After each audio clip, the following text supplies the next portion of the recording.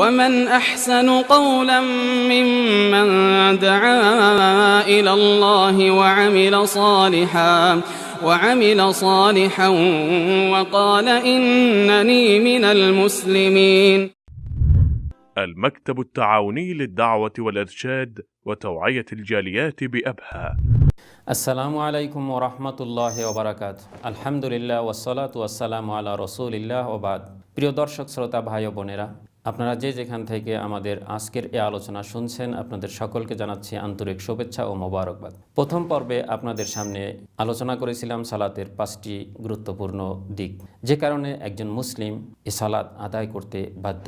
আজকে আমরা আপনাদের সামনে তুলে ধরব আরও 5টি সালাতের গুরুত্বপূর্ণ দিক। নাম্বার 6, সালাত হচ্ছে বান্দার সাথে আল্লাহর ওই চুক্তি, যেই চুক্তির আলোকে আল্লাহ সুবহানাহু ওয়া তাআলা নামাজি বান্দাকে জান্নাতে প্রবেশ করাবেন। আল্লাহ রাসূল সাল্লাল্লাহু আলাইহি ওয়াসাল্লাম থেকে উবাদা ইবনে আস-সামিত রাদিয়াল্লাহু আনহু হাদিস বর্ণনা করেন। সুনান আন-নাসাইর ভিতরে হাদিস এসেছে।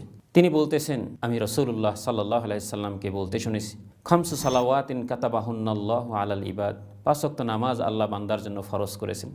মান জাআ বিহিন্না লাম ইউদাইয়া মিনহুন্না শাইআন ইস্তিগফাফান বিহাক্কিহিন্না, যে ব্যক্তি যথাযথভাবে এই সালাত আদায় করলো, কানা লাহু ইনদাল্লাহি আহদুন আন ইউদখিলাহুল জান্নাহ, আল্লাহর সাথে ওই বান্দার চুক্তি হয়েছে যে তিনি আল্লাহ ওই নামাজি বান্দাকে জান্নাতে প্রবেশ করাবেন।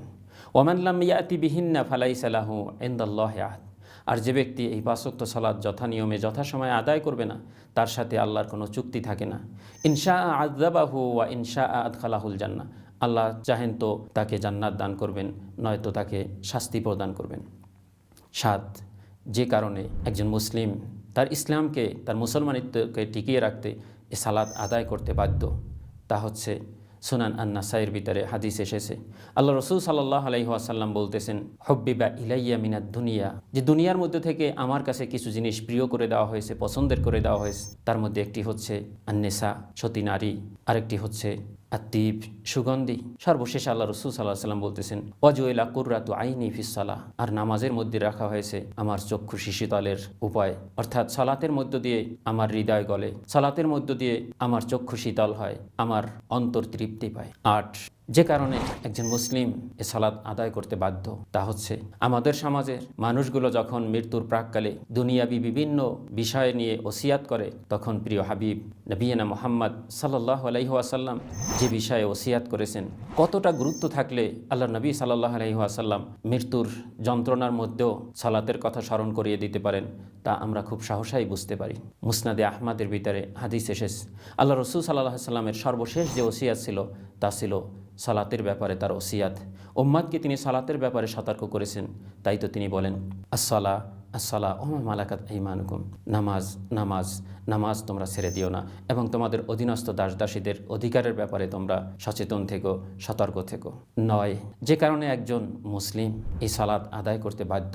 এই নামাজের এতটাই গুরুত্ব যে আল্লাহ রাসূল সাল্লাল্লাহু আলাইহি সাল্লামের একজন খাদেম ছিলেন, যুবক খাদেম রবিয়া ইবনে কাব আল আসলামি রাদিয়াল্লাহু আনহু, তিনি একদা আল্লাহ রাসূল সাল্লাল্লাহু আলাইহি সাল্লামের অজুর পানি নিয়ে আল্লাহ রাসূল সাল্লাল্লাহু আলাইহি সাল্লামের সামনে উপস্থিত হয়েছিলেন। তখন আল্লাহ রাসূল সাল্লাল্লাহু আলাইহি ওয়াসাল্লাম তাকে বলেছিলেন, সাল, হে রবিয়া, তুমি আমার কাছে তোমার যা প্রয়োজন তা তুমি চেয়ে নাও। আলহামদুলিল্লাহ, যেমন নবী তেমন তার সাহাবী, তিনি দুনিয়াবি কোনো জিনিস জাননি। তিনি আল্লাহ রাসূল সাল্লাল্লাহু আলাইহি সাল্লামকে বললেন, আসআলুকা মুরাফাকাতাকা ফিল জান্নাহ ইয়া রাসূলুল্লাহ, আমি আপনার কাছে একটি জিনিস, আর তা হচ্ছে জান্নাতের মধ্যে আমি আপনার সঙ্গে থাকতে চাই। তখন আল্লাহ রাসূল সাল্লাল্লাহু আলাইহি সাল্লাম বললেন, আওয়া গায়রা তালিক, এছাড়া অন্য কিছু তোমার চাওয়ার নেই? তখন সাহাবী উত্তর দিলেন, হুয়া যাক ইয়া রাসূলুল্লাহ, আমি যেটা বলছি ওটাই আমার একমাত্র চাওয়া পাওয়া। তখন রাসূলুল্লাহ সাল্লাল্লাহু আলাইহি ওয়াসাল্লাম রবিয়া ইবনে কাব আল আসলামি রাদিয়াল্লাহু আনহুকে বললেন, ফাআইন্নী আলা নাফসিকা বিকাসারাতিস সুজুদ, হে রবিয়া, তাহলে তুমি একটা কাজ করবে, তুমি বেশি বেশি করে সিজদা করবে, অর্থাৎ বেশি বেশি করে সালাত আদায় করবে, তাহলেই তুমি আমার সাথে জান্নাতে থাকতে পারবে। সহিহ মুসলিম। 10, যে কারণে একজন মুসলিম এই 5 ওয়াক্ত সালাত আদায় করতে বাধ্য, যে কারণে একজন মুসলিম তার ইসলামকে টিকিয়ে রাখার জন্য এ সালাত আদায় করবে।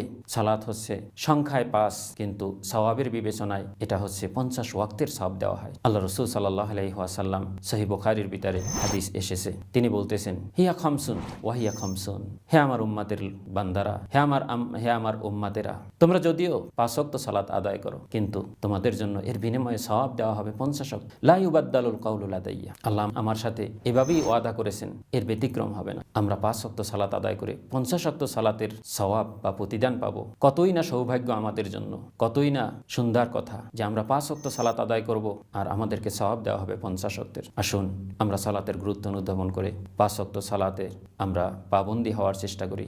5 ওয়াক্ত সালাত যথাসময়ে যথানিয়মে নবী করিম সাল্লাল্লাহু আলাইহি ওয়াসাল্লামের পন্থায় এবং পদ্ধতিতে আমরা আদায় করার চেষ্টা করি। আমিন। ওয়া আখির দাওয়ানা আলহামদুলিল্লাহি রাব্বিল আলামিন ওয়া সাল্লাল্লাহু ওয়া সাল্লাম আলা নবিয়িনা মুহাম্মদ। ونحمل هم هذه الجاليات بآيات الكتاب البينات بها كم أبصروا سبل النجاة فضجوا بالشهادة ناطقين فضجوا بالشهادة ناطقين